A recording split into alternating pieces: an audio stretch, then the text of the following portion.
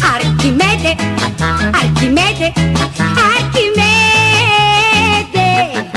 Archimede pitagorico, amici miei, sa inventare l'impossibile e poi salva sempre i nostri eroi che si mettono nei guai con le formule segrete che conosce solo lui, ma è distratto e dimentica di farsi pagare ed una lira non ce l'ha. Archimede, Archimede, Archimede, Archimede pitagorico ormai si sa, ha il cervello più elettronico che al mondo c'è. Lui recupera una ruota a quattro viti, un carillon, poi il tubo di una stufa ed una pompa da pallone, salda tutto con la colla e poi dicendo opla un nuovo disco volante si fa.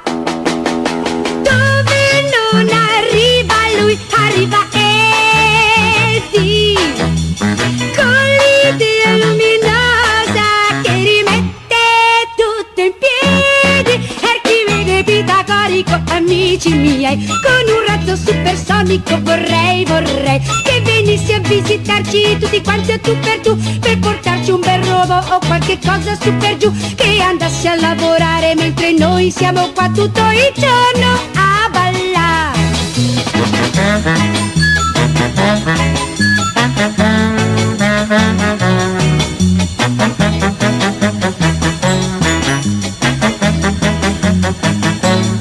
Lui recupera una ruota a quattro viti, un carillon, poi il tubo di una stufa ed una pompa da pallone, salda tutto con la colla e poi dicendo opla un nuovo disco volante si fa.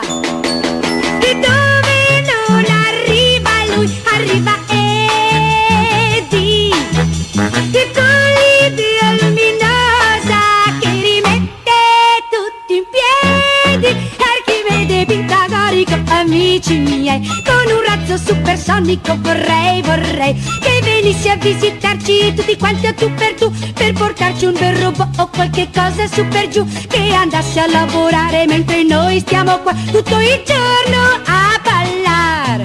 Archimede, Archimede,